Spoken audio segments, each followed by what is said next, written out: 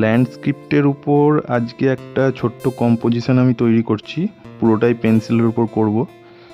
শুধুমাত্র কিছু স্ট্রোকের ব্যবহার করে প্রাকৃতিক কিছু স্ট্রাকচার আমি অ্যাড করছি।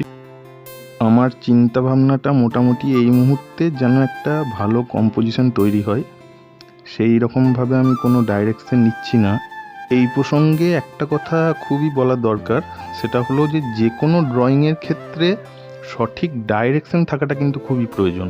যদি ড্রয়িংটা সম্পূর্ণরূপে তোমার নিজস্ব হয় সেক্ষেত্রে, আর যদি রেফারেন্স ছবি তুমি কথা বলো, তাহলে সেক্ষেত্রে আমি বলবো যে রেফারেন্স ছবির ক্ষেত্রে অটোমেটিকলি একটা ডাইরেকশন আমরা প্রথম থেকে পেয়েই যাই, কিন্তু সেক্ষেত্রে আবার আর একটা বিষয় যেটা হচ্ছে নিজেকে বুঝতে হবে যে আমি কোন লেভেলের আর্টিস্ট এবং রেফারেন্স হিসাবে আমি সেই ধরনের ছবি চুজ করতে পারলাম কিনা।